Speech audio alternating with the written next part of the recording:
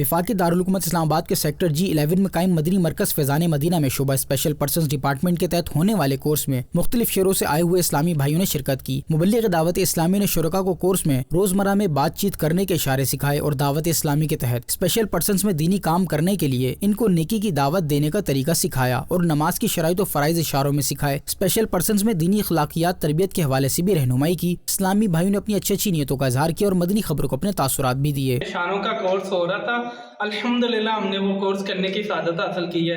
अल्लाह के फजल से हमें ये जज्बा दिया गया कि हम ये जो गूंगे बहरे डेफ अफराद होते हैं इनके साथ हमने नेकी की दावत देनी है, इन्हें इज्तिमा में लाना है। मैंने पता चला कि गूंगे बहरे भी नेकी की दावत की कितनी ज़रूरत होती है।